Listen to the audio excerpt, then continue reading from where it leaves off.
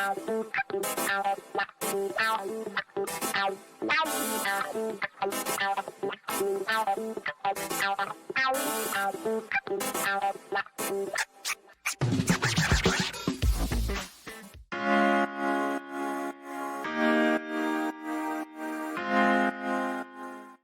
and to think we're only a month or two away from the whole debate over Black Superman or Black Santa Claus. Right.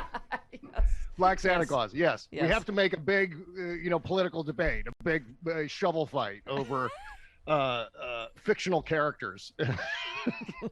It's unbelievable. And so many of them forget that this is the son of Superman. This is not Clark Kent. Right. It's Jonathan Kent. And so the whole Lois Lane thing is completely irrelevant unless there's something going on in the comics that I'm not aware of. That would be extra saucy. That's really awkward. Who is the the right-wing lady that Superman is in love with Lois Lane, period, because she misspelled Lois. Like, oh, you're Lois just doubling Lane. down that he's obviously gay or bi. Okay. Yeah. That was my porn name for a while. Was it? I thought so. Lois Lane is trans. It wasn't gone Dick trans. Pinch. Speaking of shovel fights. Dick Pinch. Speaking of shovel fights and superheroes, Bob Cesca on Twitter yesterday, I was just like, go on. With your bad self. Well, you are like me, happy clappy. You are a fighter. It was a whole sort of, and there's a bunch of different people responding to you, but you said, I'm okay with taking a breather from politics on a personal basis if you're feeling burned out, but giving up on democracy is not a winning political strategy, and it's exactly what they want. But you just, somebody all capped you. I don't even know what they were responding to. Just bull, Bob. A fixed craps table is not won by trying harder. It's won by throw the table over and crush the fixed dice. It's time to crush the dice. And you said, well, yeah, I guess because there's gerrymandering, we should just give up. Or whatever crushing the dice means. You win more elections by registering, turning out significantly more voters. Ask Stacey Abrams whether she thinks we should crush the dice or register more voters. So, Bob, I would say all of the above. Yes, we call and protest and scream about getting the voting rights bill. We fight on every front, but you can't. That's your point. You can't give up on every front. You can't go, oh, well, because the voter suppression bills, then we're just going to give up. It has to make us fight harder, right? Mm-hmm. Oh, yeah, absolutely. In fact, none of it matters. Any court challenges to some of these laws, it's irrelevant unless we're winning more elections on top of it. And that's the key. And this all originated out of this ongoing discussion about civil war and secession. And I was kind of, as I have been many times over the last year or so, deeply concerned over the casual nature with which the idea of secession is brought about on social media. These discussions. And civil war. Exactly. Like this is, we're just going to do this, and it's going to look like another debate on Twitter. It's going to look like one of my comment threads or something like that. And that's not what it's going to look like. It's going to look like a bloodbath. Yeah. And I think even the notion of saying, well, those red states, all those Trump people, they can go and secede if they want to. Good riddance, go. Even that is pro-secession and completely contrary. I mean, you talk about dishonoring the sacrifices that were made during the first Civil War. I mean, this would be it, saying that secession is something that we can just casually toss around as, it's sort of like, well, you know what? I've given up on democracy. I've given up on the notion of having a republic on the North American continent. Let's just secede and turn ourselves into Eastern Europe. That'll work. Yeah, well, that never leaves nations vulnerable to attack, does it? Yeah, I mean, you made a great point, Bob, on Twitter. You said if you're okay with letting red states secede, you support secession too. Don't be a secessionist.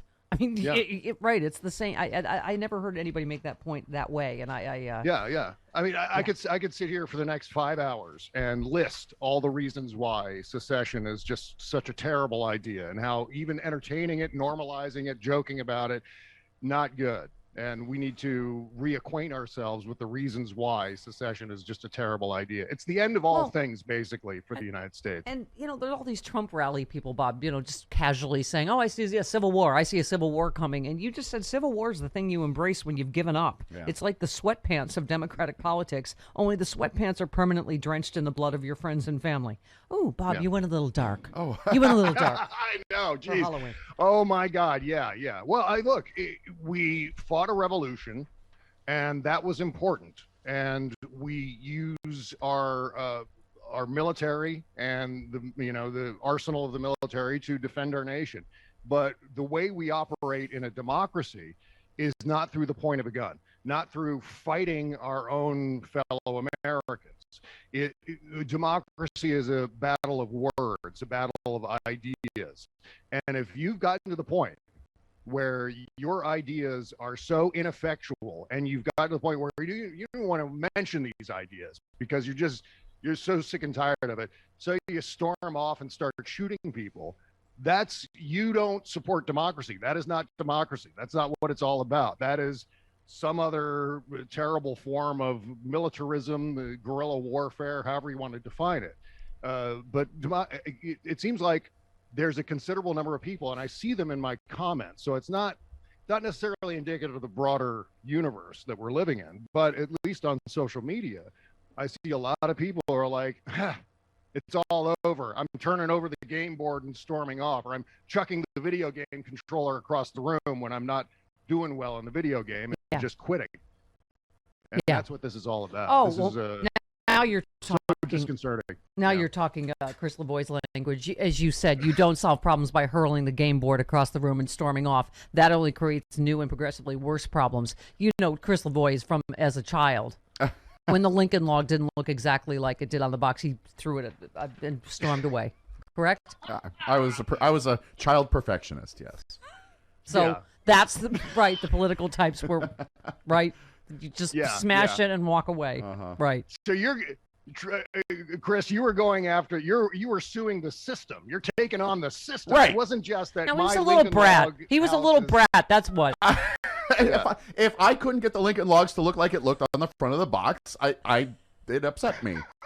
And you're blaming the manufacturer. Yes, I am. There's something more. It's like Governor Lepetamine from Blazing Saddles. I always get the warped one. He's got the paddle game that doesn't work. Why do I always get the warped one? Baby Chris's first Hulk smash.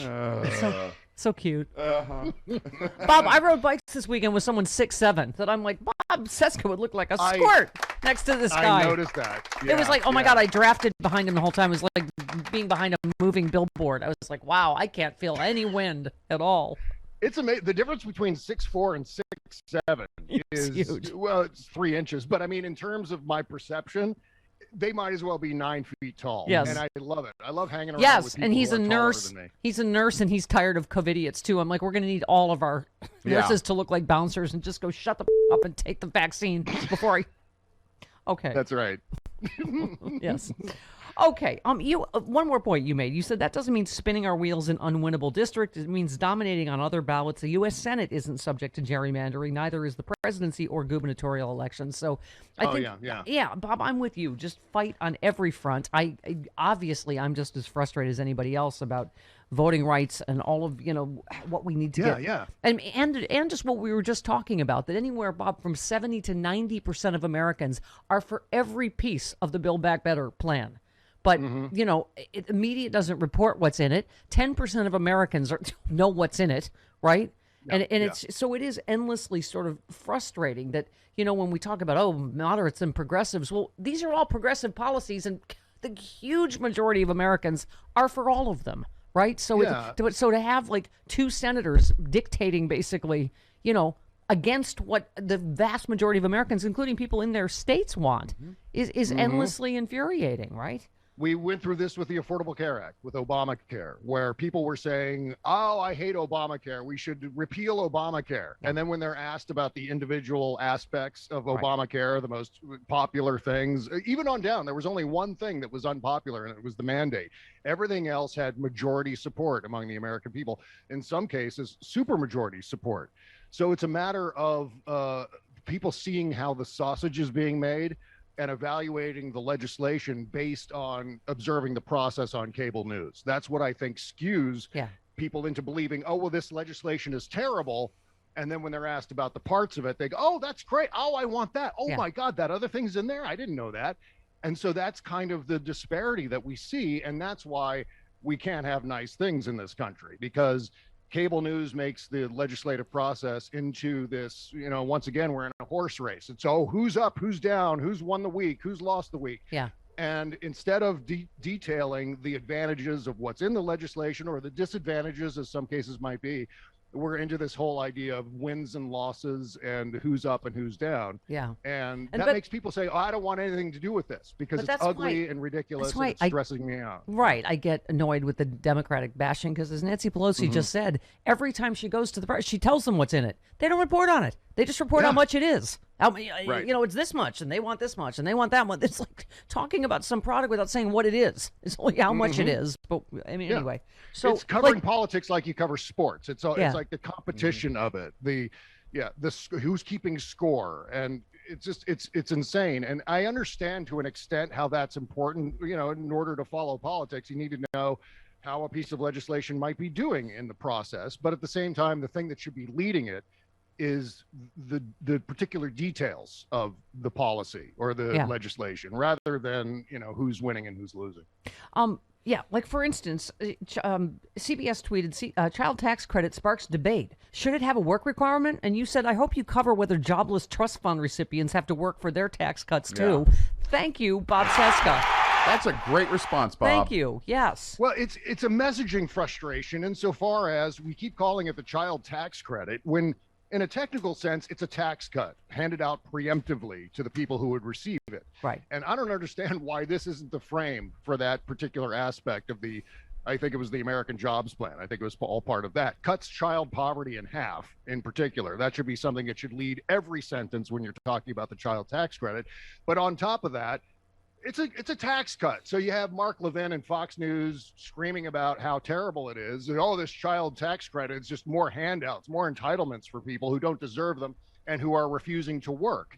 And you end up down that road of, all the dog whistles revolving around welfare and so on, when in fact, this is a tax cut. This is, and there's no reason why any Republican should be opposing this tax cut other than to say, oh, I just hate those people anyway. Yeah. And that's, that's why that's why they're opposed to it, just because it comes from the Democrats. Right. Speaking of coverage, Bob, you tweeted about Texas Boogaloo Boy admits in court he traveled to Minneapolis after George Floyd died, fired 13 shots into a police precinct building to sow chaos. And you said, I wager this happened a lot more than we know. Thank you. Yeah. You don't see coverage of this, or the umbrella guy that was a white supremacist trying to look like a Black Lives Matter protester breaking windows, etc. And this is what we keep saying. We're not conspiracy theorists. When they say, oh, it was Antifa January 6th, it most provably was not. Right? Yep. See all these court cases. Right. Yes. Yeah. Once again, the fight is covered like sports. It's like, oh, it's Antifa versus the Boogaloo Boys. It's Antifa versus the Proud Boys. Let's see who's going to win. Who's going to throw the best punches? Instead of going, hey, you know what? I wonder if those Antifa people are infiltrated by people from the Proud Boys. We've seen this going back to the 1968 Democratic Convention, where unrest is stoked by the people who want to see the unrest happen. Yeah. So you had Pat Buchanan sitting up in a hotel room in 1968 looking down and going, hey, let's fire up this crowd a little bit. Let's agitate the protesters to the point where there's violence, and then it'll make the Democrats look really bad. Yeah. And that's a thing. The term, which I can't say on radio, rat effing, is a real thing. This is something that happens in politics. Yes. Yeah. And so this is another case where I'm sure these Proud Boys, Boogaloo Boys, I'm sure what they do is they stage these events where maybe they go provoke violence. They go provoke violence and then go, oh, look how violent the left is. Yeah. And I have never met anyone who is, oh, hi, I'm Jeremy. I'm from the Antifa. Right. From the Antifa. Who? What? Yeah. I've never met anyone who is from Antifa, for God's sake. Yeah. Bob, it feels like a fake thing. Yeah. Bob, you're so good at messaging. You could be the left's less rumpled Frank Luntz.